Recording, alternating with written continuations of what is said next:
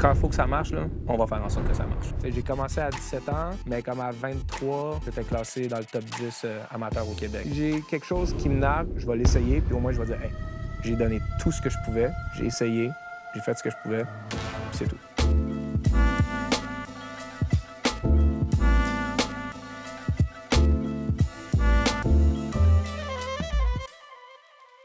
À notre émission aujourd'hui à Golf Le Monde, présentée par Volvo, notre invité porte plusieurs chapeaux, mais c'est surtout une spectaculaire moustache qui fait en sorte qu'on peut pas le manquer. C'est un passionné de golf. Le golf est au cœur de sa vie. Il a malheureusement pas le temps de jouer comme il l'aimerait, c'est-à-dire aussi souvent. Cependant, c'est un gars qui travaille extrêmement fort. C'est lui qui est derrière le succès du East Coast Pro Tour, du Vegas Golf Series.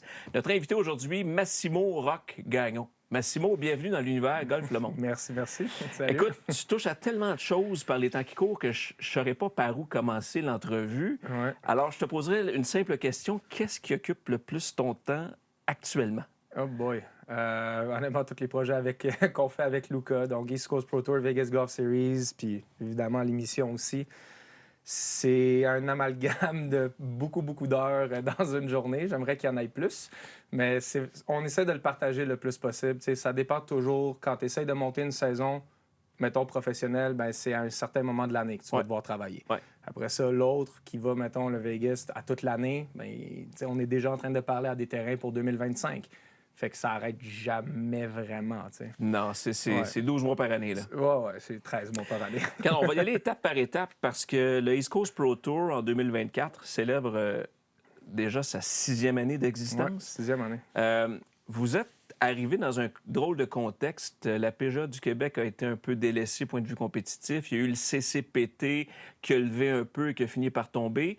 Puis vous autres, plutôt que de racheter le CCPT il y a quelques années, qui était dirigé par Jean Trudeau, vous avez décidé, hey, nous autres, là, on passe ça from scratch, c'est-à-dire à la base. Ouais. Ça a été quoi votre élément déclencheur pour dire, hey, on est deux jeunes passionnés de golf, Lucas et toi, et on se dit, on se lance à l'aventure? Parce que faut pas oublier, juste mettre dans le contexte, tu es aussi un golfeur professionnel. Vous êtes deux golfeurs professionnels.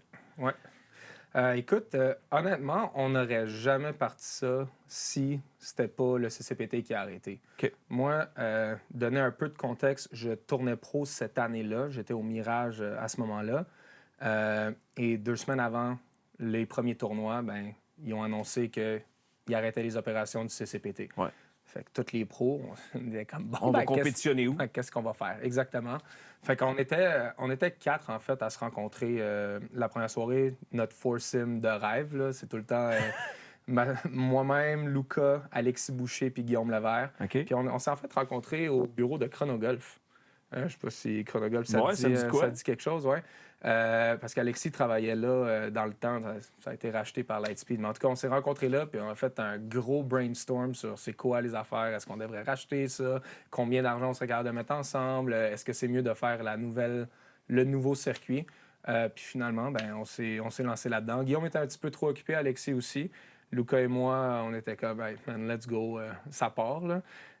Puis Alexis est encore consultant avec nous, là, aussi, by the way. Mais ouais, fait qu'on est...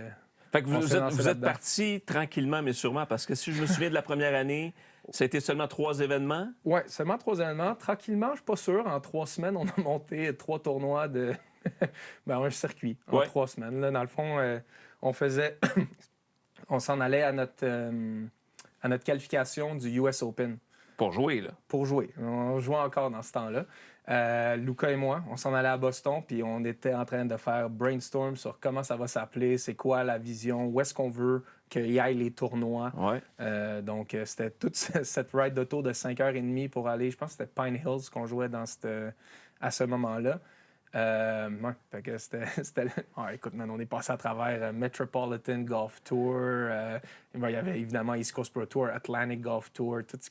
Là, on essayait de faire des variations sur le Canadian, le circuit Canada Pro Tour. Puis finalement, on était comme garde. Il y a de la place pour le East Coast. Mais si vous avez travaillé si fort et si vous travaillez encore si fort aujourd'hui, c'est que vous saviez, puis vous savez qu'il y a de la place et que c'est une place importante pour le développement du golf professionnel, non seulement dans l'Est de l'Amérique du Nord, mais pour le golf professionnel en général. Ben, c'est qu'il n'y a rien d'autre. Il n'y a pas d'autres circuits de golf comme Caroline. Incroyable. Fait que les golfeurs, genre, qu'est-ce que tu veux faire si tu veux te développer? Oui, aller chercher de l'expérience, de l'argent. Ouais, c'est un sport individuel, fait que c'est vraiment difficile aussi. C'est cher. C'est très, très, très, très cher, le golf. Alors, tu sais, oui, il y a certains, mettons, State Open. Il y a le New York Open, mais ça, c'est seulement pour le monde de l'État de New York. Il y a le Vermont Open que les joueurs peuvent jouer. Fait qu'il y a quelques petits tournois comme ça, mais il n'y a pas de circuit en tant que tel. Ouais. Donc, on le savait qu'il y avait la place pour au Québec. Je veux dire, on est amis avec tous ces pros-là aussi. Fait qu'on se disait, regarde, si on part quelque chose, au moins, on sait qu'on va être capable d'aller chercher quelques joueurs qui vont vouloir jouer. Il y avait toute la gang de CCPT qui voulait continuer à faire de la compétition. Ouais. On sait qu'il y avait un énorme potentiel en Ontario aussi. Il y a plus de golfeurs. Ouais. Puis ils sont très compétitifs aussi. Donc, c'est ça. Donc, le mélange de tout ça fait en sorte que tranquillement, mais sûrement, vous avez pris votre air d'aller. Il y a eu le réflexe aussi. C'est rentré dans les habitudes des amateurs de golf, des passionnés de golf. Le CPT, c'est quoi le CPT? Maintenant, je pense qu'après 6 ans, c'est rentré dans les habitudes des golfeurs professionnels puis des amateurs de golf. Le calendrier a évolué comment au fil des ans? Puis à quoi ça va ressembler le calendrier 2024? Cette année, on a 4 tournois majeurs. Donc, on a Saint-Georges, on a Blainvilliers, on a Toronto et on a Tremblant au Royal-Laurentien. Ouais. 4 tournois majeurs qui sont des rondes de 2... c'est 2 rondes, donc des tournois de 36 trous plus un Pro-Am qui est associé avec les partenaires des événements. Et on a parti la série provinciale cette année. Donc, c'est ça, les 3 premiers tournois. Ça, c'est des tournois d'un jour. Tournois d'un jour qui sont beaucoup plus accessibles financièrement pour les joueurs. Puis c'est moins contraignant. Oui, et c'est local. Fait que c'est pour ça qu'on a 3 tournois au Québec, 3 en Ontario et 3 dans les Maritimes. Et ces tournois sont seulement pour les joueurs de cette région-là. Je comprends. Donc, les joueurs de l'Ontario ne peuvent pas venir jouer au Québec et aux Maritimes.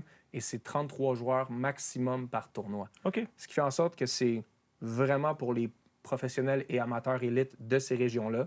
Ils n'ont pas besoin de dormir dans des hôtels, ils n'ont pas besoin de se déplacer loin. Il y a quand même une bourse qui est associée à l'événement. Les points pour l'ordre de mérite sont encore là. Ça fait en sorte que c'est plus accessible pour rester chaud, si tu veux, en termes de compétition. Non, c'est clair. Et après ça, le monde vienne pour les majeurs. Ça, c'est une chose que vous venez de front. Parallèlement à ça, puis c'est vraiment pas le même univers, mais en même temps, on est dans le golf, on est dans la compétition et on est dans les bourses. C'est le Vegas Golf Series. Explique-nous, c'est quoi ça, le Vegas Golf Series? Parce que on en entend parler, on sait que ça existe, mais j'ai l'impression que c'est moins palpable à l'heure actuelle que le CPT. Oui, c'est très, très, très, très différent. Ce qu'il faut comprendre aussi, on a commencé en 2019, donc il y a quelque chose qui est arrivé relativement vite en 2020. Tu as peut-être eu un vaccin ou quelques-uns qui va te le dire. Mais le COVID, c'est pas facile de trouver de l'argent de commanditaire quand tu as une pandémie mondiale. Ouais. Donc, il fallait que, en fait, le Vegas Golf Series est né à travers ça. Donc, un petit peu un silver lining, un blessing in disguise. Ouais. Mais nous, il fallait qu'on trouve un moyen de faire en sorte qu'on puisse garder les bourses à un niveau qui est intéressant. T'sais, on n'a jamais eu un tournoi de 2 jours avec une bourse en bas de 25 000 $. Ce qui est quand même pas si pire. Quand tu compares ça à toute la compétition, c'est bon. Et un des moyens qu'on a pensé pour faire ça, on ne pouvait pas faire de programme corpo parce que les compagnies ne voulaient pas faire de rassemblement. Exact. Donc, on louait le terrain la journée avant le tournoi ECPT et on invitait les membres locaux, les joueurs d'autres terrains proches à faire des équipes. C'était vraiment du golf en équipe. Donc, c'était comme un programme modifié, si tu veux. Je comprends, oui. Et il y avait une bourse pour ça aussi et on utilisait l'argent de ça pour faire en sorte de financer le CPT. Ouais. Donc, c'était comme ça notre pitch pour rentrer à la télé. Je comprends. Et vu que le monde ne pouvait pas venir en personne, on était comme, regarde-le à la télé. Exact. Et c'est comme ça que mais le Vegas Golf Series a grossi énormément. Parce que autant c'est devenu votre bouée de secours pour le CPT, j'ai comme l'impression aujourd'hui que ça marche pas mal indépendamment. Et complètement indépendamment. Ça vole de ses propres ailes, si tu me permets l'expression. Pour le monde au Québec et le monde en Ontario, souvent ils pensent que c'est encore associé, mais on l'a vraiment séparé. Là, maintenant, c'est des programmes corpo avec le CPT. Pas réinventer la roue. Il y a une raison pourquoi ça marche, les programmes corpo. C'est que ça fait de l'argent pour les pros. Donc, non, mais les pros doivent manger. C'est ça, ils doivent manger, puis c'est ça. C'est avec de l'argent, donc c'est à travers les programmes corpo. Puis on est associé avec certaines causes. Donc, pour la Classique des Jardins à Saint-Georges, la Beauce va potentiellement recevoir les Jeux du Québec en 2027, si je ne me trompe pas. Ouais. Et il y a une partie du programme qui sert à financer ça. Okay. Donc, c'est vraiment un effort collectif avec la communauté, puis c'est ça qu'on essaie de bâtir avec chacun des tournois majeurs principalement. Vegas, ça vole de ses propres ailes, mais c'est que ça il y a eu une évolution. Tu sais, 2019, c'était vraiment petite bourse, puis après ça, on faisait une finale. La première année, on l'avait faite au Royal Québec, après ça à Tremblant. Mais on n'avait pas le droit d'amener le monde à Las Vegas, on n'avait pas le droit de traverser la frontière. Ah non, ben oui. Mais depuis le premier jour, ça s'appelle Vegas Golf Series, parce qu'on avait la vision que c'est la là finale, qu'on veut finir. on veut qu'elle soit à Las Vegas. Donc, c'était ça. Mais la première année, c'était à travers le CPT. La deuxième année, on louait d'autres terrains un peu plus random. On faisait des qualifications, sauf qu'on n'avait aucune vie. Je me souviens, puis je vais me souvenir toute ma vie, le mois d'août de 2020, j'ai été 3 jours chez moi. Hey. Parce que j'étais sur la route. Puis c'était pas pour jouer au golf, là. C'était pour t'occuper de toutes tes petites entreprises. Puis... Oui, exact. 3 jours. Fait que c'était vivre dans des hôtels, puis sur la route, puis let's go, puis... Puis même hôtel, là, des fois, on a dormi dans nos chars des fois. Ah oui, hein? Ah ben oui. Mais c'est normal. Ben, c'est la vie normal. C'est quasiment la vie de tour pro, je veux dire, sauf que sauf qu'on l'organise. Tu l'organises, exactement. C'est l'homme d'affaires qui veut atteindre un certain niveau de succès, comme le golfeur professionnel va tout mettre en branle pour atteindre un certain niveau. Faut que ça fonctionne. Luca et moi, si on a à se donner... une tape dans le dos, puis vraiment, une de nos forces, c'est quand il faut que ça marche, là, on va faire en sorte que ça marche. OK. Comme peu importe ce que ça prend, we're gonna make it happen. Vous êtes désentêtés? Oui, aussi. On est très motivés, mais il n'y a pas de place à pas réussir. OK. Faut que ça réussisse, on va trouver un moyen. OK. En gros. Mais c'est ça. Donc, la deuxième année, Vegas Golf Series, on louait les terrains. Puis après ça, on disait, regarde, ça peut pas grossir de même parce que on peut pas se séparer en 14. Non, c'est impossible. Donc, après ça, on a commencé à vendre une licence au terrain de golf. Alors là, ça devenait un autre job de plus vendeur, de vendre un concept à un terrain. Ils gardaient tous les revenus qu'ils faisaient à travers ça. Donc, un modèle qui est un peu similaire, tu connais le MSOP? Oui. Putting. C'est un peu similaire à ça, si tu veux. Ça marchait bien, mais c'est beaucoup de jobs. Je comprends. Donc, on l'a grossi. L'année passée, on avait 40 qualifications. Mais là, cette année, on va en avoir autour de 120 à 140 qualifications. Pas juste au Québec, là. Non. De Halifax à Vancouver, à Los Angeles, en Floride, puis tout à travers. OK, donc c'est en pleine expansion. C'est nord-américain maintenant. Pour une finale qui aura lieu... Las Vegas, 100 000 à l'équipe gagnante ou au gagnant? La bourse. La bourse, c'est 100 000 ouais. Donc, l'équipe gagnante fait environ 20 000, quelque chose comme ça. Quand même? Ouais, non, c'est pas pire. En US, donc c'est 136 000 canadiens, je pense, ce jour. Donc, ça se prend bien. Quand on regarde les tournois qu'il y a au Canada, je pense que c'est dans les plus gros. Oui, non, je comprends. Si tu le calculerais, là, mais avec le taux de change. Donc, ouais. Non, ça coûte cher faire un tournoi à Vegas. Je comprends. Fait c'est ça. Ça peut pas ne pas fonctionner. Donc, fallait grandir. On a parlé, de tout ce que tu mènes de front côté business. Je veux qu'on parle de toi, le golfeur, parce que tu es au cœur de 2 entreprises de golf. Puis étonnamment, le golf est arrivé très tard dans ta vie. Tu es un gars qui a pratiqué beaucoup de sport, tu as joué au soccer comme bien des Québécois, des Canadiens. Et le golf est arrivé dans ta vie à 17 ans. Ouais. Comment et pourquoi c'est arrivé si tard? Parce que je jouais au soccer à haut niveau. Là. J'étais AAA et... en tout cas, j'avais du soccer 8 fois par semaine. Là, fait que je jouais pour Maisonneuve. Je jouais aussi pour les Griffons du CSMRO. Puis je pense que c'est à partir de 15 ans que j'ai commencé à être AAA. Donc, c'était très, très haut niveau. OK, donc ça occupait tout ton temps sportif? Tout. C'était tous les jours, on avait soit une pratique, un match où je m'entraînais. Des fois, 2 fois par jour quand quand c'était par-dessus avec le cégep aussi. Là. Ouais. Donc, fait que j'étais très, très occupé. Donc, j'avais pas vraiment le temps. En fait, ce que ça a commencé, c'était mes oncles, donc Massimo, la moitié de ma famille est italienne, c'est facile à deviner. Donc, mes oncles du côté italien et mes cousins faisaient un tournoi annuel. Petite affaire avec juste les cousins. Ils m'invitaient à chaque fois. À chaque fois, j'avais soit un tournoi, une game ou quelque chose. Puis c'était ça, mon focus, c'était le foot. On va utiliser le vrai nom, le soccer, c'est bon. Mais c'est ça, donc ça prenait tout mon temps. Puis une fois, j'étais libre. Fait que j'ai fait, tu sais quoi, let's go, on va y aller. Donc, je suis allé. Mon premier swing de golf, c'était un 52 degrés. J'ai jamais touché la balle. Complètement whiffé. Mais c'est pas grave. On savait que ça s'en venait, right? On a continué la game et à un moment donné, j'ai frappé un fer 7 que dans le temps, je pensais que c'était tellement bien frappé. Puis j'ai fait « Oh! » OK, t'as pogné de quoi, là? Non, j'ai fait « Oh! Faut que je frappe tout le temps de même. Ah. » Donc, le lendemain, je suis allé au range. J'en ai frappé une qui était un peu mieux que ça. Le lendemain, je suis allé à l'heure de pratique. J'en ai frappé une qui était encore... Puis j'ai jamais arrêté. Ah ouais, hein? C'était vraiment ça. Fait que t'as pogné à piqueur vite. Ça a pris un coup de fer bien écrasé pour comprendre que c'est addictif. J'ai une personnalité, c'est ça, j'ai une personnalité extrêmement addictive. Extrêmement, là. Donc, ce qui fait en sorte que je me suis comme lancé là-dedans et j'étais comme au terrain de golf. Comme, mettons, dans mon pic, là, c'était 10 heures par jour, j'étais au golf, là. Je frappais en haut de 1000 balles, j'arrêtais quand je saignais des mains. Genre, pas à mon pic, ça, excuse, dans les débuts. Dans la progression, là. Dans les débuts, là, ce qui fait en sorte que j'ai commencé à 17 ans, mais comme à 23, ouais, je pense que j'étais classé dans le top 10 amateur au Québec. Si on parle en l'espace de 6 ans, c'est clair qu'à ce moment-là, le soccer a pris le bord un peu, là. À 21 ans, j'ai arrêté le soccer. J'étais supposé aller pour l'équipe semi-pro. Ouais. J'avais eu, en fait, il y a eu beaucoup d'opportunités que j'ai dit non au soccer. J'ai été repêché NCAA au soccer dans plusieurs universités, dont St. John, le Red Storm. Quand même. Je pense que c'est Keegan Bradley qui jouait pour l'équipe de golf là, à New York. Ouais, j'ai été... Ouais. J'ai eu des offres. En fait, tu as eu des décisions personnelles. Mais j'ai dit non parce que j'avais un feeling que mon futur était dans le golf. Incroyable. Ouais. Ouais. C'est drôle, toi, tu as joué beaucoup au soccer. Puis c'est le golf à travers un tournoi familial qui t'a fait dédier. Ouais.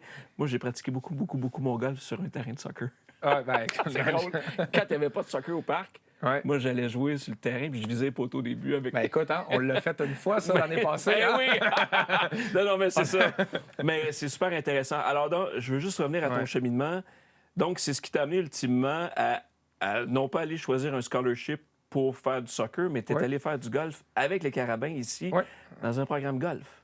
Oui, absolument. Donc, c'est un changement de 180 degrés. Là. 100%. Puis honnêtement, j'aurais pu cliquer plus tôt que j'aimais le golf. Parce que, moi, on a déjà joué ensemble, là, tu le sais, ma force, c'est le putting. Ouais. Quand j'étais allé, je pense que j'avais 9-10 ans, quelque chose comme ça. Je pense qu'on était allé Île-du-Prince-Édouard, dans les Maritimes, avec mes parents. Ouais. Puis mon grand-père m'avait donné 50 $, comme il faisait ça à chaque voyage. C'était comme, achète-toi un petit quelque chose. Puis je m'étais acheté un putter. Ah oui. Parce que je savais qu'on allait jouer plein de mini-pots. Donc, j'avais acheté un putter. Je l'ai encore. Ouais, je pense que c'était au Canadian Tire qu'on l'avait acheté. Donc, j'avais déjà une piqûre pour quelque chose de golfique, mais j'ai pas cliqué jusqu'à l'âge de 17 ans. C'est là que j'ai frappé ma première vraie balle de golf. Ouais. C'est incroyable. Massimo, je veux juste t'arrêter parce que tu m'as ouvert une porte sur le putting.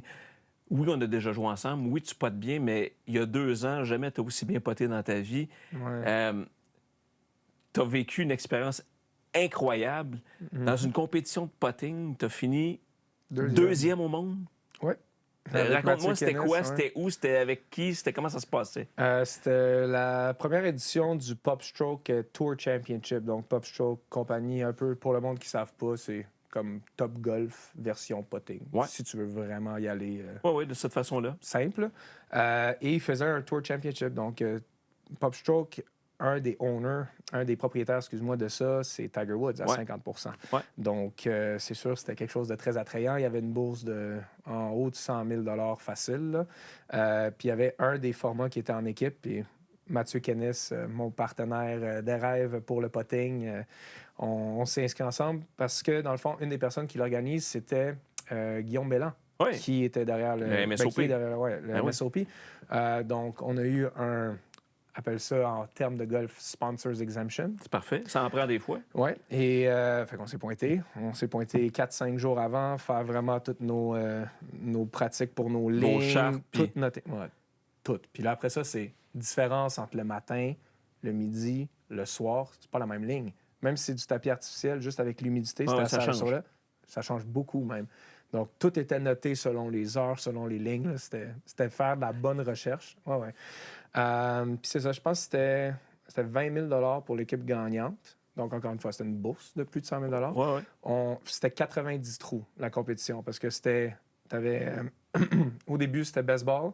Après ça, tu avais alternate shot. Puis après ça, tu avais cumulatif. Donc, il y a une des rondes qui compte les deux. Je comprends. Ça fait 90 trous. Puis on a fini deuxième par 2 coups. Ah, quand même. Sur 90 trous. Et si on gagnait, probablement on faisait le double de l'argent, mais on jouait aussi contre Ricky Fowler et Paula Creamer pour 25 000 winner takes all. Ah ouais. Fait que je l'ai encore sur le cœur. Le pire, c'est que là, je suis devenu ami avec le gars qui a gagné. Je l'ai vu en Floride. OK. J'étais là il y a une couple de mois, puis il avait sa ceinture de champion avec le Golden Putter que tu gagnais aussi si tu gagnais. Puis là, il était comme, hey, touche là, la ceinture. J'étais comme, non. Non. Ça, c'est comme la gagner en C'est ça, c'est comme la Coupe Stanley. Exactement. Tu n'as pas gagné la Coupe, moi, je dirais, touche pas à la Coupe. Hey, les amateurs de golf, vous avez envie, tout comme moi, de découvrir les plus beaux parcours de golf au monde? Avec Gendron Golf, vous avez l'occasion de réaliser le voyage de golf de rêve de votre vie, que ce soit sous le chaud soleil des Caraïbes ou encore sur les verts prestigieux des parcours américains ou encore des parcours incontournables en Europe, comme par exemple au Portugal, en Espagne, en Irlande et plus encore. Restez donc à l'affût des dernières nouveautés. Leur équipe vous proposera bientôt de nouvelles destinations et des expériences golfiques originales et diversifiées qui sauront plaire à tous.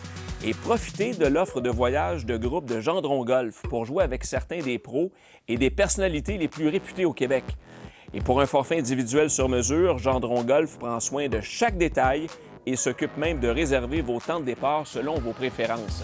Alors découvrez tous les détails sur gendrongolf.com et merci à Gendron Golf de supporter notre podcast Golf le Monde. Êtes-vous à la recherche d'une expérience de golf inégalée, peu importe la météo? Direction Centre du golf intérieur T-Golf. C'est à Saint-Bruno. Avec 7 écrans ultramodernes, vous serez en mesure de travailler sur votre élan dans des conditions immersives et vraiment réalistes. Et pour découvrir une expérience encore plus exclusive, découvrez notre section VIP avec écran ultra géant incurvé. C'est vraiment parfait pour une immersion totale. T-Golf, c'est l'endroit idéal pour pratiquer, se détendre, s'amuser en famille ou entre amis, ou encore pour des réunions d'affaires. Ne manquez pas cette expérience unique. Rendez-vous directement chez T-Golf. C'est situé à Saint-Bruno. Ou encore rendez-vous sur le tgolf.ca et vivez le golf différemment. Merci à T-Golf de soutenir notre podcast Golf le Monde. T-Golf, où le golf rencontre l'innovation. Dès le départ du projet Golf le Monde, on a tenu à se coller à des entreprises d'ici, question de produire des items personnalisés haut de gamme Golf le Monde, comme par exemple les gants Invictus ou encore les putters Maddox. Pour tout connaître de nos produits Golf le Monde, allez sur golflemonde.com. Vous allez découvrir notre collection de polos, de casquettes et de t-shirts. Abonnez-vous sans tarder à notre chaîne YouTube. C'est youtube.com/golflemonde. Et n'oubliez pas d'aimer nos pages sur nos différents réseaux sociaux, que ce soit sur Instagram, Facebook ou TikTok. Si vous souhaitez supporter une marque locale, voici votre chance. Maddox, c'est le premier putter fait entièrement au Québec. Et je l'utilise depuis quelques saisons et je l'adore. Maddox est fabriqué par un artisan qui compte plus de 20 ans d'expérience. Et avec Maddox, vous pouvez être rassuré de top qualité. Pour plus de détails, allez sur maddoxqc.com. Mais là-dedans, avec Maddox. Ça, c'est comme la Coupe Stanley. Exactement. Tu n'as pas gagné la Coupe, moi, je dirais touche pas à la Coupe. Mais tu as vu Piquet Souban, même qui est rendu maintenant animateur, ne voulait pas la toucher. Marc Messier lui courait après. Marc Messier, il l'a gagné plus qu'une fois. Lui, il l'a gagné, c'est ça. Ouais. Mais non, ouais, c'est ça. Fait que deuxième, il y a 2 ans. Puis ce qui a fait en sorte que même si tu vas sur le... ça, c'est comme... humble flex, c'est pas le bon terme, là, mais... quelque chose que comme je suis quand même content parce que moi, Tiger, c'est mon héros. Là, si tu regardes sur mon sel. Ah, voyons donc. Non, ça, c'est jeune Tiger. Là. Ça, c'est jeune Tiger. Ça, c'est 94 US amateur. Ah, ouais. Puis ça, c'est probablement des affaires que ma blonde, elle aime le moins. C'est que c'est pas elle sur mon background de téléphone. Mais je l'aime. Puis, elle était comme, est-ce que je vais l'être un jour? J'étais comme, peut-être qu'on va avoir des enfants. Je vais faire un Photoshop de Tiger qui est avec nous. Quelque chose de même. Mais Tiger doit être sur mon background. C'est mon idole. Là. Il te suit partout? Ah, exact. Mais c'est ça. Et je suis, à cause de ça, sur son Instagram. Okay. Donc, il y a une couple de vidéos où est-ce que c'est moi sur... Ah oui, à cause du pop stroke. Ouais, ah exact. Oui. Tu me vas faire des fist pumps avec Mathieu puis tout. Fait que ça, c'est le fun. Là. Ah oui. Ouais. Si je jouais à Two Truths, One Lie, là, ce serait quelque chose à mettre là-dedans qui pourrait être comique. Mais ouais, fait que deuxième il y a 2 ans, 22e cette année, l'année qui vient de passer. Okay. on va essayer de remonter de l'autre bord. Ben oui, il y a quelque part un juste milieu. On a tellement mal poté, puis on a fini 22e, man. C'est débile. C'était horrible, puis on a fini 22e, sur genre 100. Là. OK. Puis l'année d'avant, c'était sur 200. Deuxième sur 400, excuse. Quand même. Ouais, en tout cas. Bref. Passionné, j'adore ça. Je veux qu'on revienne donc à ta carrière de golfeur parce que tu as commencé tard, tu as travaillé fort, un peu comme tu le fais professionnellement, puis tu as progressé rapidement. Tant et si bien qu'à un moment donné, au niveau classement québécois, canadien, tu as réussi à te distinguer. Je veux dire, tu as rivalisé avec un gars qu'on voit de plus en plus, Étienne Papineau, mais... Dans votre progression, je ne parle pas aujourd'hui. Mais aujourd'hui, tu as eu à l'affronter, puis je veux dire, tu as eu des meilleurs résultats que lui à un certain moment. Right? Il a gagné beaucoup, puis c'était de loin le meilleur golfeur. Puis tu sais, dans mon ère, c'était les... je pense, comme vraiment les tops, c'était lui, c'était Joey Savoie. Hugo Bernard. C'était Hugo Bernard, il était là tout le temps. Il y avait Cédric Laverdure qui était tout le temps un peu là. Je pense qu'il n'y avait rien. Discret, mais pas loin. Ouais, mais comme tout le temps dans le mix, un peu. Mais c'est ça, là, les Raphaël Lapierre-Messier qui commençaient, les P.A. Bédard, c'était là aussi. C'est ta génération, là. C'est ma génération. C'est ça. Mais non, écoute, puis la première fois qu'Étienne a joué, puis je suis tellement fier de ce gars-là. Là, puis comme, avec raison. Tellement content pour lui. Puis honnêtement, je pense que c'est le meilleur Québécois à date de l'histoire. Là. Il y en a quelques d'autres. Il y a des Carl Desjardins que tu peux mettre dans la conversation aussi. Et d'autres. Mais comme ce qu'il est en train de faire, là, c'est phénoménal. Là. Puis c'est le fun à voir. Puis quand il y avait... quand il a joué le Waste Management, 2 ans. Oui, avec Saïd Tigala. Il était pairé avec. Le jeudi vendredi.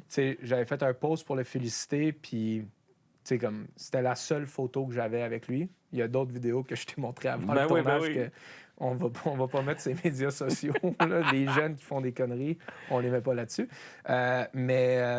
Puis c'était nous au championnat amateur en 2015, dans le final pairing, puis je leadais par 1 sur lui après 36 trous. Moi, j'ai fini 13e. Lui, il a gagné. C'est ça la différence, par contre. Mais t'as appris de quoi à travers ça? Oui. Ouais. T'as appris quoi? Dealer avec l'idée, j'étais beaucoup trop défensif. Là. T'es une shot en avance sur des gars comme Hugo Bernard, Étienne Papineau puis Joey Savoie. Tu vas pas gagner. Là. Si tu joues défensif, il faut que tu continues à aller chercher des birdies puis que tu joues quand même intelligent, mais agressif. Ça veut rien dire. Quand il reste 36 trous. Là. Quand il reste 3 trous, OK, peut-être, là. Mais 36 trous, là. Ça, c'était l'erreur, là. Mais, on apprend. C'était quoi le point tournant de ta vie de golfeur professionnel à dire je continue à mettre de l'effort pour continuer à m'améliorer et à réaliser que finalement, ça ne sera pas pour moi? C'était quoi le point tournant? Puis as-tu à faire un deuil de ça? Oui, non? As-tu... Je veux-tu rentrer là-dedans? Oui et... Tu peux, on a non, mais oui et non. J'ai pas fait le deuil parce que j'ai la puce de la compétition. Okay. Je suis très, très, très compétitif dans tout ce que je fais.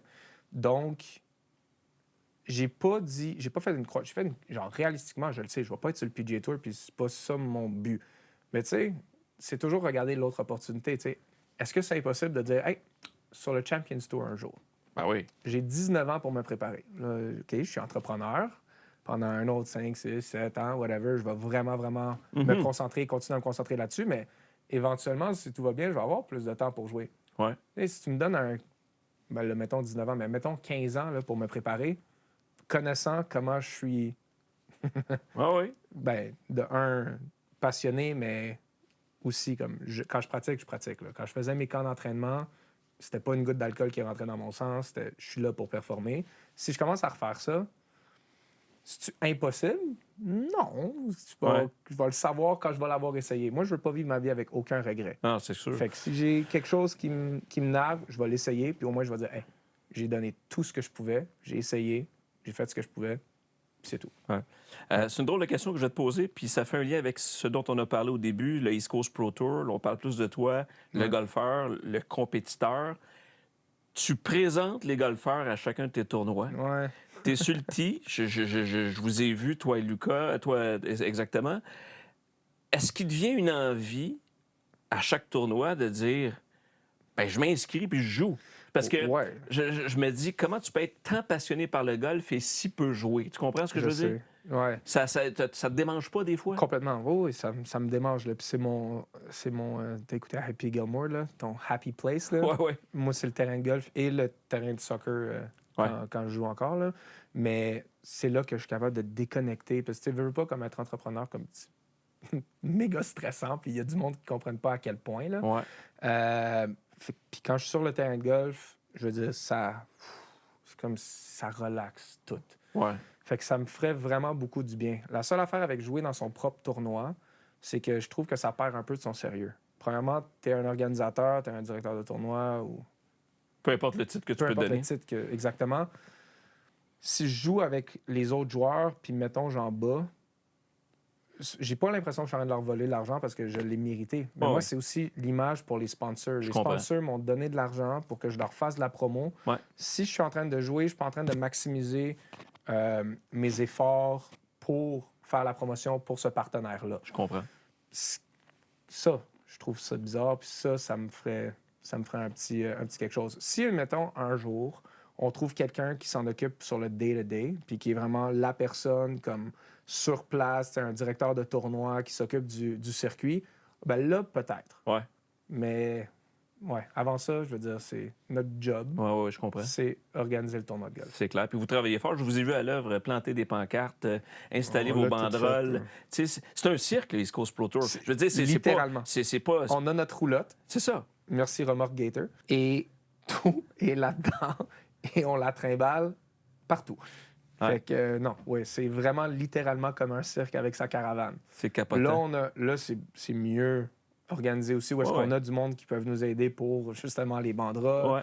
On a des arbitres qui viennent... Ben ça, les arbitres, on avait Édouard depuis le début, Édouard Rivard, là, que tout le monde au Québec doit connaître. C'est l'arbitre par excellence. Quiconque a compétitionné connaît Édouard Rivard. Tout le monde connaît Édouard Rivard avec son chapeau. Là, on a un beau polo, karma pour lui pour le prochain tournoi. Parce qu'il y a tellement fait de compétitions aussi différentes. Fait que des fois, il y a le Golf Canada, il y a le Golf Channel, il y a arbitré aussi sur le PGA Tour. Mais là, c'est comme là, avec Karma, il est temps de bien l'habiller avec ça. Tu as parlé de Tiger, qui est clairement une inspiration personnelle pour toi. Il était probablement dans son prime de golf quand tu as commencé toi-même à triper sur le golf. Qui sont tes inspirations golfiques? J'ai une petite idée, mais qui sont tes inspirations en affaires? Parce que dans le fond, tu chapeautes un peu les deux. Hein? Tu as le côté compétitif en toi qui a envie de s'inspirer de ce que tu as déjà vu comme golfeur, mais en affaires, tu fais des affaires, vous faites des affaires. As-tu quelqu'un, un modèle qui te vient en tête, que tu dis, c'est vers ça que j'aspire? Donc, comme tu as pu voir, nos business, c'était tout le temps comme, mettons, quelque chose... Ben, le East Coast Pro Tour, il y avait un manque dans quelque chose d'autre, donc ça partait à une autre entreprise, qui partait à une autre, puis ça faisait un peu cet effet domino. Ouais. Donc, puis c'est probablement une des personnes que je respecte le plus sur la planète, Arnold Palmer. Ouais. The King. Tu l'as rencontré en plus? Je l'ai rencontré, oui. Puis c'est la seule fois que j'ai eu... que j'ai été, je sais pas le mot en français, starstruck. Oui, je sais ce que ça veut dire. C'est être impressionné. Oui, mais avoir le feeling de... Perdre ses moyens. Oui. On était au 6e trou à Bay Hill. C'était le premier tournoi du PGA Tour que j'étais allé voir. Puis j'étais, encore une fois, en entraînement. Puis j'étais seul là, cette journée-là à y aller. Puis j'étais derrière le green du 6. Puis je me fais taper sur l'épaule. Puis c'était un garde de sécurité qui dit « Sorry ». Puis c'était M. Palmer avec Mme Palmer dans le kart qui me regarde, qui me dit « I'm sorry, I just have to go ». Puis j'étais... Il est chez eux. Il est chez eux. Et ça, c'était comme « Wow ».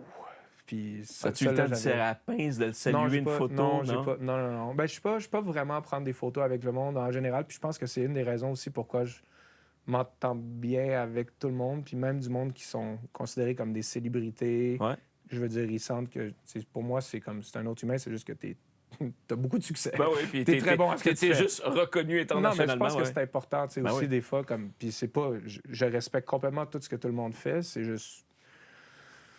tout le monde fait ses propres affaires. Puis donc, tu l'as rencontré starstruck, mais tu allais peut-être me parler un peu du fait que c'est un success story à sa façon, autant sur le terrain qu'à l'extérieur. Si on regarde son entreprise, là, Arnold Palmer, là, que ce soit, oui, l'été glacé, mais tout ce qui est le chapeau Bay Hill, The Umbrella, là, c'est une compagnie qui a beaucoup de choses. Le branding est...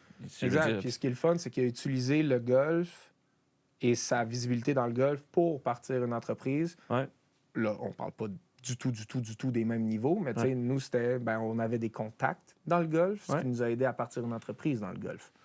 Donc, je te dirais que Arnold Palmer, c'est probablement là-haut. Mais après ça, je veux dire, n'importe qui est vraiment un bon... le plus important, je pense, c'est d'être organisé, là, parce que sinon, ta tête peut... Puis je l'ai perdu, là, des fois, là, ma tête, là, où est-ce qu'on avait 8000 affaires en même temps, puis c'est comme, qu'est-ce qu'on fait? Puis, faut que tu arrives à être compartimenté, là. Non, mais je vais te dire l'autre, Luca Greco. Luca, on se complète pour une raison. Comme moi, je suis un peu plus le rêveur, le parleur, là. Mais Luca est d'une organisation phénoménale. Puis sans lui, là, ça aurait pété il y a longtemps. un podcast avec Luca, ça dure 4-5 minutes. C'est que ça serait plus aussi en anglais. Ah non, c'est sûr qu'il est plus à l'aise en anglais. Il est plus à l'aise en anglais aussi. Non, mais puis honnêtement, comme, il va peut-être avoir l'air gêné, mais il est très capable. Puis tu as parlé des heures avec lui aussi, puis c'est chill. Là.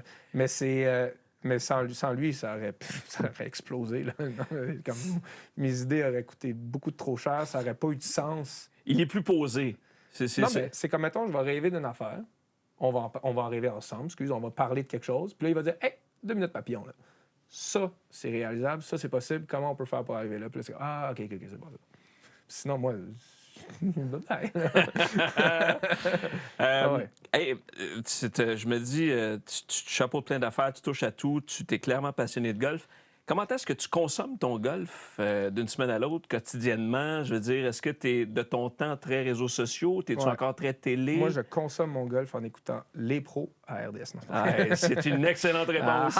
Mais au-delà des pros à RDS, comment tu consommes ton golf? Honnêtement, j'ai pas beaucoup de temps. Comme... C'est pas des blagues là, quand je dis que comme des fois, c'est des journées de 20 heures. Je vois pas beaucoup mes amis, tu sais. Puis ils le savent. Là. Tu demandes à n'importe quel d'entre eux, ils sont comme, on le sait, t'es occupé. Donc, vraiment, les seuls tournois que j'écoute, c'est les majeurs. Puis le Canadian Open, j'étais là l'année passée en personne parce qu'on avait 4 joueurs du East Coast Pro Tour dedans. Non, je te dirais, c'est beaucoup de short form. Vraiment du contenu rapide sur Instagram que je suis capable de scroller. Puis YouTube. C'est la nouvelle ère un peu. Comme Golf Le Monde, Ryan. C'est si bien dit. C'est comme très Golf bien Le Monde. Comment tu vois l'univers des influenceurs golfiques prendre de plus en plus de place, et ce, de différentes façons, autant chez les hommes que chez les femmes? Est-ce que c'est une bulle qui est là pour durer? Est-ce que tu vois ça en évolution? Comment tu perçois ça? Parce que, écoute, il y en a de toutes les sortes, du conseil aux trucs, aux filles sexy, je veux dire. Le spectre est très, très large. Comment tu perçois ça? Ça va jamais disparaître. Ça va continuer à grossir. C'est sûr et certain. En ligne, c'est sûr et certain. On est de plus en plus sur la planète. Il y a de plus en plus de golfeurs. Je veux dire, ça s'en va nulle part. Puis je parle aussi des golfeurs qui sont plus jeunes, tu sais. Les baby boomers vont peut-être moins consommer ce genre de contenu-là, mais tous les jeunes, je veux dire, tu regardes mes DM là, sur Instagram, là, mes amis m'envoient toutes les mêmes vidéos. Comme moi, je les ai vues parce que mon feed, c'est du golf et des serpents, puis et Star Wars. Pas mal ces 3 affaires-là. Et du hockey. Et de la Formule 1. Et de la F1, absolument. Hey, je te connais un peu. Non, tu me connais. C'est vrai, t'as raison. Lando Norris avec son premier win, tellement content. OK, on ferme le parenthèse. OK, parenthèse. Ma blonde aurait ri à ça. Hey, comme tu fais tout le temps des parenthèses, c'est pas partout. On disait... On parlait de contenu des influenceurs. Oui, c'est ça. Fait que, moi, je pense que ça va continuer. Ce qui est le fun, c'est justement, oui, t'as... ceux qui sont plus instructifs, comme Shaheen Nakhjavani. T'en as d'autres qui sont beaucoup plus entertainment. Ludique et spectaculaire, Mac Boucher. Mac Boucher, c'est un de mes amis. C'est ça. Tu l'as rencontré même récemment, là. On a mangé ensemble à Vancouver. Mais c'est un de mes amis depuis quand même... Quand on a commencé le East Coast Pro Tour, il a joué dans le 3e tournoi de l'histoire du East Coast Pro Tour. Ah, quand même. Ouais. Parce que parlons-en de Mac Boucher. Parce que c'est écrit Boucher, mais c'est Boucher. Ouais, chez moi aussi, au début, je disais toujours Boucher. Mais parle-moi-en, tu le connais. Et comment tu trouves son approche par rapport au golf, à ce qu'il présente? Badoris, c'est le meilleur. Ce gars-là est vrai. Ça se compare pas. Il est pas cocky. Il est tellement une vraie personne. Tellement chill. Mais, ouais, il a joué... Tu sais, écoute, je l'ai vu... Progresser. Il a joué dans notre tournoi au Portage 2019. Je pense qu'il y avait 4 ou 5 000 followers. Es-tu sérieux? Ouais. À ce moment-là? Ouais. Puis à l'espace de 5 ans, il est rendu boum. à quoi, 400... non, ça a explosé. Il faudrait regarder, là, mais en haut de 400 000, je pense. Quelque chose comme ça. C'est débile. Là. Puis là, il y a des deals avec BMW, TaylorMade. Il est avec Primo depuis... Primo. C'est des pantalons que nous, on porte, tout comme moi, pour tous les tournois SCPT. C'est une compagnie avec laquelle il est affilié depuis Mais il a su saisir la balle au bon, lui. Il est arrivé dans une période où... Ouais, le COVID, tout le monde faisait rien. Regardait Instagram, regardait YouTube, regardait Twitch. Ouais. Ça a fait en sorte que ça a explosé, tu sais. Moi, c'est un univers qui me passionne, là, ce genre de truc d'influenceur. Puis je suis pas en train de dire que je veux en devenir un non plus, là. C'est beaucoup de travail. Puis le monde réalise pas c'est combien de travail. Là. Oui, c'est le fun de filmer une coupe de shots où est-ce que tu vois ces grosses slings, mais... tu ne feras pas du premier coup, là. Ouais, mais c'est le editing après. Ah oui? C'est ça, là, aussi. Là. C'est tout faire comme... Il y a un gars qui travaille ici, juste à côté, il peut t'en parler longtemps. Ouais, c'est ça. Puis tu sais, Max, c'est 3 vidéos par jour, là. Ouais. C'est beaucoup. Ah, c'est de l'ouvrage. Puis là, il s'est parti une chaîne YouTube aussi. Puis tu sais, je pense qu'il a fait genre 4-5 vidéos, puis il y a déjà 20 000 subscribers. Ah, là, ça va vite. Ouais, mais c'est parce que tout ce qui est viral, c'est la définition de viral, right? Quelque chose qui va infecter deux, qui vont infecter deux, ben là, infecter, c'est... Il l'aime. Puis tu sais, un de mes meilleurs amis, il m'arrête pas de m'envoyer des vidéos de Mac, là. Je dis pas que je les ai déjà vues, je les like, puis je fais en sorte qu'il continue à vouloir être passionné du golf. C'est clair. Je veux qu'on parle un peu de voyage. Parce que dans ta vie de golfeur, tu as eu, et même dans ta vie d'homme d'affaires, tu voyages beaucoup, tu as eu à voyager beaucoup. Ouais. Mais j'ai découvert que tu as séjourné en Afrique du Sud pour prolonger ton golf d'une certaine façon, aller parfaire ton golf. Raconte-moi quand ça s'est passé, puis qu'est-ce que tu as vécu en Afrique du Sud? Je pense que c'était 2017 ou 2018, mais je suis allé là pour m'entraîner. Donc, c'est une des raisons pourquoi j'ai fini l'université un petit peu plus tard. Là. C'est qu'à chaque fois, je faisais une session comme à l'école ici au Québec. Puis après ça, l'autre session, c'était comme soit à distance. Puis j'allais m'entraîner soit en Floride, en Arizona ou cette fois-là en Afrique du Sud. OK. Fait qu'en Afrique du Sud, en fait, ce qui s'est passé, c'était que j'étais supposé aller en Floride cet hiver-là. Puis j'étais supposé rester avec Raoul Ménard, Joey Savoie et je pense PA, Kédar. Et quelques semaines avant, il y a eu comme une erreur dans le booking un peu. Puis ils ont pris une maison à 3. J'étais le dernier à rentrer dans cette gang-là pour ce voyage-là. Ce qui a fait en sorte que j'avais pas ma place pour être là. Puis j'ai un de mes amis qui est malgache, Maverick Faber, super bon golfeur, qui a joué Carabin Université de Montréal avec moi. Okay. T'es en Afrique du Sud. J'ai pogné une bulle. Salut, comment ça va? Si je venais, c'est-tu possible? Il est comme, ben oui, let's go. Fait que je suis comme, OK, c'est beau, j'arrive dans 1 semaine et demie. Hein? Pogne le billet d'avion, puis là, j'ai regardé, j'ai pas besoin de visa si tu restes en bas de 90 jours. Fait que je me suis planifié ça pour 3 mois. 3 mois moins 1 jour. Ouais, je comprends. Ouais, puis je me suis juste pointé là. Puis lui, il était à Royal Johannesburg and Kensington Club, où est-ce qu'ils ont eu le Joburg Open, le South African Open, un monstre. Tout le circuit européen, là. Ouais, monstre de terrain, là. Vraiment, vraiment cool. Puis je me suis juste pointé là, pas de membership, rien. Puis là, je dis, hey, écoute, je suis un golfeur du Canada, je suis ici avec Maverick. J'aimerais ça m'entraîner pour 3 mois, c'est quoi que vous pouvez faire pour moi? Puis, normalement, c'est relativement cher, mais comme pas trop cher. C'est l'Afrique du Sud, mais c'est cher quand même. Puis ils m'ont fait un deal, ça m'a coûté 400$, puis j'avais le membership. Ben voyons donc. Pour 3 mois, je pouvais jouer autant que je voulais, frapper autant de balles que je voulais. Je pouvais jouer en carte si je voulais. Il fallait juste que je paye si je prenais un caddie. C'était un coup de bol. J'avais budgété plus que ça là, pour... Ben non, c'est clair. Je m'attendais pas à ça. Alors, tu t'es fait quelques safaris ici et là? Ou... Je n'ai fait un, ouais. mais sur ce 3 mois-là, tu sais, c'était pas une goutte d'alcool. C'était debout au gym à 6,5. C'est très... c'était militaire? Ouais, militaire. Après ça, c'est Maverick, là, c'est un de mes amis. Là, on s'est amusé tout plein. Là. Mais là-dedans, j'ai pris 4 jours off pour aller... 5 jours off pour aller à Cape Town. Fait que j'allais plonger avec les requins blancs, monter Tabletop Mountain, Table Mountain, excuse. Ouais. Promener à Cape Town, puis c'était juste 4 jours off. C'est drôle parce que je me disais, il a sûrement profité de son séjour en Afrique du Sud pour explorer le pays un peu. J'ai fait un demi-safari. Ah ouais, hein? Ouais. Donc, tu t'es consacré vraiment à ton golf, là. Ouais, j'étais là pour ça. Ouais. Quand je suis là pour ça, je suis là pour ça. C'est incroyable. Ah ouais. C'est quoi tes destinations de golf préférées, Massimo? De ceux que tu as pu voir, évidemment, là, parce qu'il y a tout plein de places dans sa planète qu'on aimerait voir. Il y a du bucket list qu'on veut faire, mais de ceux que tu as vus... De ceux que j'ai vus. Honnêtement, j'ai vraiment beaucoup aimé Vidanta, où est-ce qu'il joue le Mexican Open, à Puerto Vallarta. Sur la côte ouest. Sur la côte ouest. Ouais. J'ai vraiment aimé cette destination-là. On a été super bien reçus aussi. Écoute, je n'ai pas... Beaucoup, c'est en Amérique. Fait que, c'est normal, on est en Amérique. Ouais. Non, je sais, mais il y en a qui ont joué en Écosse, en Irlande. J'ai pas eu cette chance-là encore. Ouais. Honnêtement, j'ai envie de dire Afrique du Sud. Okay. C'était vraiment le fun.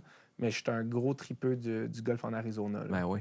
Il fait beau tout le temps, puis c'est dur à pas aimer. La balle voyage bien, la balle roule bien. Toi qui aimes poter en plus, je veux dire, poter en Arizona, c'est comme poter sur des tables de snooker. C'est tellement différent que la Floride aussi. C'est l'humidité, ça affecte le vent tellement différemment aussi. Un vent humide va beaucoup plus frapper la balle qu'un vent sec. J'aime beaucoup, beaucoup l'Arizona aussi. La Jasmine, c'est drôle, j'ai pas tant de réponses. C'est...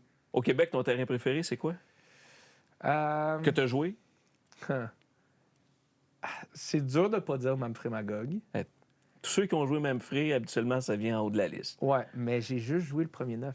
Ah! Parce que la fois... tu peux dire le premier 9 de Memphrey. Ouais, mais non, je vais dire Laval. Laval sur le lac. Le vert ou le bleu? Le bleu. OK. Ouais, le bleu. J'avais la chance d'être membre là-bas pendant plusieurs années, puis comme... Tu sais, à chaque fois, quand on me demande mon top 5, comme... Il est là-dedans, là, évidemment, avec les Royals, les Monbuno. J'ai joué aussi Monbuno, puis je l'ai adoré. Mirage. Ouais. Mirage, c'est ma maison. Là. Ben oui. Comme... Mais je veux dire, là, Memphrey Magog, c'est comme... Il est tellement spécial. Puis en même temps, il est tellement inaccessible. Je veux dire, ça prend une opportunité d'une vie. Tellement que j'ai joué juste 9 parce que il faisait une invitation avec le top 10 amateur. OK. Je sais pas s'ils le font encore, mais en tout cas, les top 10 amateurs de l'année d'avant étaient invités à jouer Memphrey Magog, puis on a pris des orages après 9 trous, fait que ça a arrêté. Fait que en réalité, tu as un rain check qui traîne quelque part pour 9 trous. Ouais, sauf qu'ils me l'ont pas donné. mais on a super bien mangé après, puis c'était super, là, mais non, mais pour de vrai, je vais dire Laval. Okay. Laval bleu. Tu as plein de passions dans la vie. Ouais. Le golf en est une. Ouais. Star Wars en est une autre. Les reptiles en sont une autre. Ouais. La Formule 1. Et puis, j'en échappe peut-être d'autres, là, mais si on avait à t'enlever le golf, les reptiles, Star Wars ou la Formule 1 de ta vie, lequel te ferait le plus mal? En enlever un? Ouais, je t'en enlève. Faut que je t'en enlève un. Lequel tu dis, oh non, lui, il faut absolument que je le garde. C'est le plus... Non, honnêtement, ça va sonner rapide comme réponse. Je vais dire F1. Mais, genre, je suis maniaque de F1. J'adore ça, mais je vais dire F1. Reptile, j'en ai. Je ne vais pas l'enlever de ma vie. Golf, c'est ma vie. Je peux pas l'enlever de ma vie. Puis Star Wars, c'est ce qui me garde un kid, là. Genre, je peux pas l'enlever non plus. J'ai un tatou de Star Wars. Fait que ça s'enlève pas, tu sais. Oh boy. There you go, tu sais. Fait que je vais dire F1. Ça sonne rapide puis clair comme réponse, mais ouais. Aïe. OK, fait qu'on pourrait enlever la F1, ça te ferait pas trop mal. C'est ça. Alors, tu gardes le golf, tu gardes Star Wars, garde tes reptiles. Je veux que tu parles un peu de tes reptiles. Ouais. Parce que tu as des serpents à la maison. Qu'est-ce que tu as à la maison? J'ai un boa constrictor qui s'appelle Ahsoka. Ahsoka, c'est un autre Star Wars. Et voilà, un autre parallèle. Et Echo, un boa du Méril du Madagascar. OK. Ouais. Il est né ici, mais ça vient du Madagascar. Je comprends-tu que ton amour des reptiles est arrivé avant le golf? Oui, bien avant, depuis 3 ans. Des fois, il y a du monde qui me demande ça parce que, tu le sais, là, on a déjà parlé de reptiles de temps en temps ensemble. Je deviens très passionné. Puis il y a quelques personnes qui m'ont demandé d'où ça vient. Je pense que, genre, tu sais, tous les kids adorent les dragons, right? Les affaires comme ça. Puis moi, ça s'est juste transformé en crocodile, serpent, puis lézard, tortue, whatever, tous les reptiles. OK. Puis c'est juste que c'est jamais parti de là. Puis je trouve que c'est tellement mal compris aussi comme c'est un univers. Animal. Ah ouais. Puis je suis all-in là-dedans. Là. J'adore ça. Là. Est-ce que tu te connais plus dans l'univers du golf ou dans l'univers des reptiles? Probablement reptile. Ah ouais? Ouais. Oh, honnêtement, probablement reptile. Ouais. Ben écoute, man, ça fait 21 ans que j'ai des reptiles, de un. T'as eu quoi? J'ai eu 2 serpents des blés. C'était à ma fête de 10 ans. J'ai 2 iguanes du désert. Après ça, ouais. Puis là, j'ai les deux serpents maintenant. Tu sais, c'est pas comme, OK, je vais aller promener mon chien après souper, là. T'as des serpents dans la maison. Tu fais quoi? Tu écoutes le golf avec ton serpent dans le cou? Ben... Ouais, des fois, j'écoute des... Ouais, puis ma blonde, elle adore les reptiles aussi. Ben c'est rassurant. Ouais, elle avait un caméléon là, avant là, aussi, quand je l'ai rencontré. Fait que le serpent va être avec nous, puis il va mettre sa tête là, va regarder la télé, puis il va juste pas bouger parce que... OK, ça veut dire que toi, là, t'es genre, tu vas jouer au golf en Arizona ou en Floride, tu vois un alligator ou tu vois un reptile, ça t'impressionne pas pantoute, là? Non. Autrement, tu vas être plus attiré vers que... Ouais. Ah, bon, 1000%. Là, je veux dire, j'ai des photos, quand on était au Mexique à Vidanta, puis sur le terrain, il y a un crocodile. Pas un alligator, un crocodile. Je suis allé le voir, puis je suis allé me mettre dans sa face pour prendre des photos. Ben, dans sa face, là. Avec le zoom x3, là, quand même. Là. Mais je suis allé me mettre peut-être à une 20-25 pieds de l'autre bord du lac pour juste prendre des photos. Là. Non, mais c'est-tu parce que t'as une facilité? C'est comme c'est un univers qui t'allume particulièrement? Ah ouais, complètement. Parce que tu as des connaissances à travers ça. C'est tellement des belles créatures aussi. Là, je veux dire, c'est calme, c'est serein, c'est calculé. Puis, tu sais, des fois, là, parce que bon, là, on partirait dans de la génétique de serpents aussi, mais tu sais, des couleurs qui peuvent sortir aussi de ça, c'est débile. Là. Fait que c'est. Puis aussi, tu sais, comme. C'est pas exactement le bon terme, mais tu sais, j'aime ça protéger quelque chose qui est en danger. C'est vraiment pas le bon terme. Je m'explique vraiment mal là, en ce moment. Ouais, mais je pense que c'est comme un sentiment, genre, tu sais, ça a tellement toujours été mal compris, puis je suis comme, non, je veux devenir un... Genre, je veux montrer que ça l'est pas, tu sais, je veux te prouver que t'as pas raison. Je veux te prouver que t'as pas raison, ça, c'est spécial comme phrase. Je veux te montrer que c'est une belle bête, puis que c'est pas dangereux, puis que ça peut être un très bel animal de compagnie aussi, là. OK. Ouais. Une autre question. Mais c'est très différent qu'un chien. Moi, on va laisser le monde des reptiles. Ta moustache. Ah ouais. Écoute, ça, c'est comme un trademark. À mon époque, moi, il y avait un joueur de baseball qui s'appelait Rollie Finger, qui n'avait une spectaculaire. Évidemment, on parle aux années 70. Là. Ouais, je les ai tout entendus. Les noms de moustaches. Rollie Finger, c'est probablement un des top 2 que je reçois le plus souvent. Ça, D'Artagnan... En fait, ouais, moi, ça, j'étais moins d'Artagnan. J'étais plus type baseball. Puis Rollie Finger, avec sa casquette des Aces d'Oakland, c'était clair. Pourquoi la moustache? C'est parce que, je veux dire, ça passe pas inaperçu, ça fait réagir. C'est pourquoi? Quand j'ai commencé ça? J'ai commencé ça en 2017. OK. J'avais fait... je m'en allais justement à un tournoi de golf. Puis il y avait un filtre sur Snapchat qui avait genre une moustache. Puis là, je l'avais fait. Mais ça, c'était comme... Ça a duré du temps, là. J'avais fait le filtre, puis là, j'étais comme... I look good with a mustache. Genre, ça a l'air pas pire. Je suis comme, OK. Le temps passe. Puis tu sais, comme, pousser ça, comme, tu vas passer à travers une phase méga awkward. Là. Vraiment awkward. Puis, je suis allé en Afrique du Sud pendant 3 mois, où est-ce que je savais que la seule personne que je connais qui allait me voir, c'était Maverick. C'est pas grave s'il me voit à travers un awkward face. Fait que j'ai dit, hey, on va me la laisser pousser là. Fait que j'ai commencé à la laisser pousser. Je suis revenu, puis j'en avais une. Je l'ai juste coupée pendant quelques mois. À un moment donné, je l'ai rasée. Puis là, je l'ai reparti. En fait, elle a l'âge du CPT. Ah oui? Ouais, parce que au portage 2019, c'est là qu'elle a commencé. OK. Ouais, j'ai arrêté de me raser. Puis, c'est ça. Fait que là, j'ai l'air de sourire tout le temps. C'est ça le secret. C'est parfait. Ouais, c'est parfait. Hey, je veux prendre les prochains instants pour te demander comment tu vois l'avenir du golf professionnel. Avec... l'arrivée du LIV, le PGA Tour qui garde sa place, évidemment, dans le portrait avec le circuit européen. Ça bouillonne. Il y a de quoi qui se passe, mais là, j'ai l'impression qu'il n'y a rien de stable. Non. Tu comprends? Les tournois majeurs font en sorte que les meilleurs se réunissent, puis c'est le fun, mais le reste m'apparaît un peu comme incertain. Mm-hmm. Ton œil te dit quoi? Ton feeling te dit quoi par rapport à la suite du golf professionnel? Ben, il va falloir que quelque chose se règle. Le LIV, il y a du bon, il y a du mauvais. Qu'est-ce que t'aimes pas? Ben, le fait qu'il y a de la compétition, c'est toujours une bonne chose parce que ça fait en sorte que tu te pousses à des nouveaux sommets.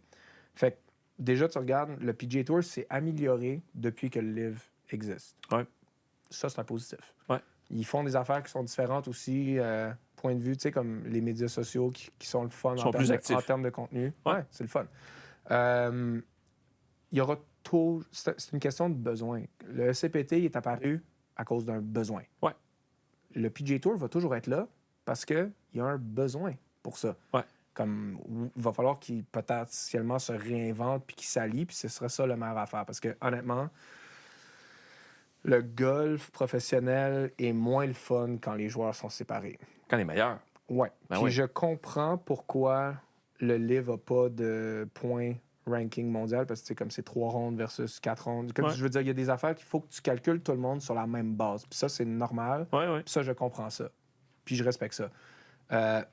Mais il va falloir qu'éventuellement, il y ait quelque chose qui se passe, parce que comme un gars comme Bryson, qui finit 2e au PGA, c'est parce qu'il finirait probablement souvent dans les tops sur des tournois du PGA Tour. C'est clair. Après ça, d'arriver et de dire, ces gars-là sont... là, il y en a qui c'est ridicule. Là, genre Brooks, Brooks il a gagné le PGA, mais il y en a d'autres sur le livre que leur ranking mondial ne reflète pas du tout, du tout leur niveau de jeu. Non, c'est...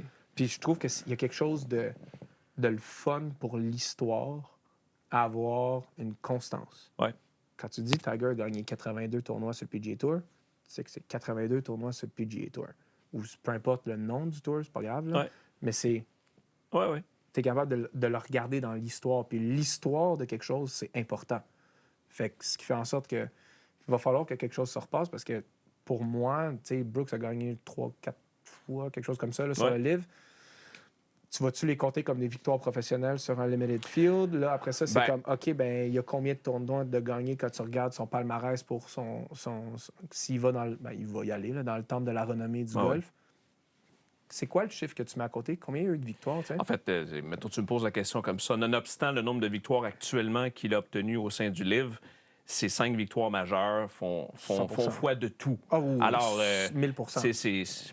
Mais tu comprends ce que je veux dire, c'est que c'est le fun quand tu calcules tout le monde sur les mêmes bases, parce que là, tu peux vraiment avoir une conversation pour dire « Ah, c'est qui le meilleur de l'histoire? » ou ces genres d'affaires-là. Fait que où est-ce que je vois que ça s'en va? Je pense qu'ils vont s'allier. C'est juste que le fonds de l'Arabie Saoudite, le PIF, est très, très, très, très, très profond. C'est des bonnes poches de plusieurs centaines de milliards. Ce qui fait en sorte que c'est dur à battre. Fait qu'il va falloir qu'ils trouvent un arrangement, puis ça sera ce que ça sera. Puis, exact. Ça sera à voir. Puis comment tu vois je te dis dans 5 ans, le East Coast Pro Tour va être rendu où? Parce que là, 2024 va marquer dans l'un de vos tournois le $1 million en bourse attribué. T'as fait tes maths? Hein? Non, mais je veux dire, c'est quand même pas rien. Je veux dire, c'est un chiffre symbolique, $1 million en bourse attribué aux golfeurs professionnels d'ici. Après le premier tournoi à Saint-Georges de cette année, ça va être... Dans 5 ans, on va se revoir avant 5 ans, c'est sûr, mais dans 5 ans, le East Coast Pro... Oui, non, mais... La semaine prochaine. Non, mais... Dans l'échelle du temps, c'est une boule de cristal. Où est-ce que tu souhaites voir le East Coast Pro Tour dans 5 ans? Je pense qu'on a choisi le nom avec une certaine vision aussi. Tu sais, le but, c'est pas d'aller nécessairement jusqu'en Floride là, puis prendre vraiment toute la côte Est, mais tu sais, ça prend quelque chose de New York jusqu'à Halifax, en passant par Montréal, Toronto, puis quelque chose qui est capable de se développer là, parce qu'il n'y a rien d'autre. Je veux dire, ça sonne vraiment bizarre quand je le dis comme ça, mais le East Coast Pro Tour est le plus gros circuit de golf professionnel au Canada, à part le PGA Tour Americas, il y a des tournois au Canada. Exact. C'est weird. Mais c'est pas un circuit canadien. Non, on est le plus gros au Canada. Je veux dire, c'est bizarre, comme des fois, comme on est dessus. Mais c'est la réalité quand même. Je le sais, mais c'est... Ouais. Fait qu'il y a un manque qui est là, il y a un besoin qui est là, puis c'est ça qu'on veut faire, même pour les 5-6 prochaines années. C'est juste qu'on veut s'associer avec des plus grosses causes, des partenaires importants aussi qui sont capables de supporter ça. Puis, tu sais, on parle de partenaires des fois. Fait que ce que je vois, où est-ce que je veux que ça aille, bien, c'est des tournois qui ont des plus grosses bourses. C'est important d'avoir des plus grosses bourses, qui sont associés avec des programmes importants pour des causes aussi. Tu sais, cette année, on fait le tournoi de l'Académie Viking, donc l'Académie de hockey, là, qui est sur le nord, comme j'ai dit, avec Saint-Georges, associé avec la Caisse des Jardins et la ville de Saint-Georges. Bien, c'est de faire ce genre de tournoi-là, puis de donner une opportunité, de continuer à donner une opportunité aux joueurs. On a eu un tournoi au Connecticut dans le passé, puis c'est quelque chose qu'on veut répéter. Ben, ça, c'est une autre affaire. Ça peut être une avenue à suivre éventuellement. C'est de continuer à grossir tranquillement les tournois pour qu'ils deviennent des incontournables pour les golfeurs. C'est ce que je vous souhaite. Penses-tu jouer au golf un peu cet été?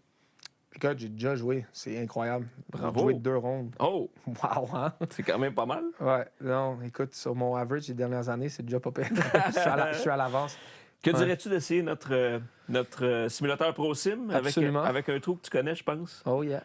Le 19e de Paynes Valley. Paynes Valley. Petit Tiger Woods design en plus, hein? Fait que bien ça, on va déplacer notre magnifique mobilier, puis on va se réchauffer un peu. Ça te tente? Let's go. Good.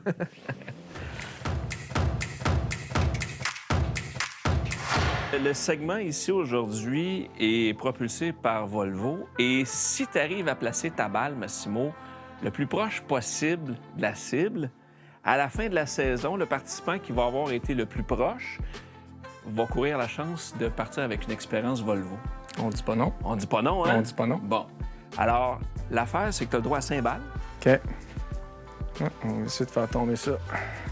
À bonne place. Un petit 10 en avant, un gros bond, puis qu'elle arrête.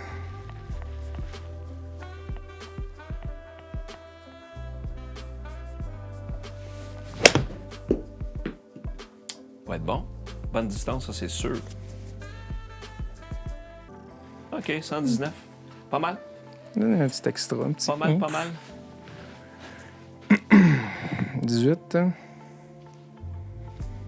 18 pieds, 6 pouces. Il y a du power là-dedans. Je crois que tu es un excellent potter. Oh, ouais, une chance de bird. Statistiquement, c'est quand même du power.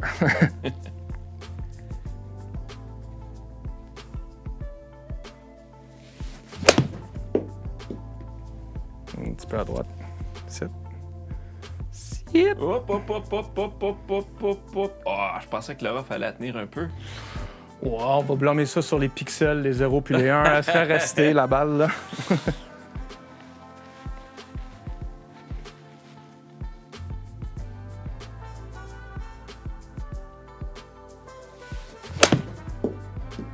Oh, c'est joli, ça. Ah oui. Non. Hein? Non. Long de même. Non. Tu l'as écrasé, Mass. Dan, je vais te dire le secret, c'est parce que tu me stresses, man. J'ai l'adrénaline dans le tapis, là. Non, moi, je sais pourquoi t'es stressé, c'est parce que t'as jamais conduit une Volvo. Donc, je te verrais faire ta tournée du East Coast Pro Tour là, cet été avec un XC40. Là. Good swing. Good swing. Wow. Juste au-dessus. Une shot plus de 100 verges. C'est ta dernière. Mais c'est correct.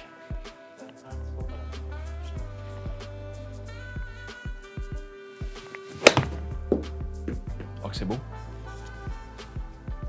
Il est trop enlevé, là. Ben, écoute. Écoute, ce sera des pars, man. À 34 pieds 2. Hey. OK, mettons que je n'aurais frappé une. Mettons que je n'aurais frappé une. C'était tellement... En plus, j'ai l'impression que les deux que j'ai mis dans l'eau étaient si bonnes. Ben non, mais t'es très bien frappé. Très bien frappé. Bon, c'est vert en haut.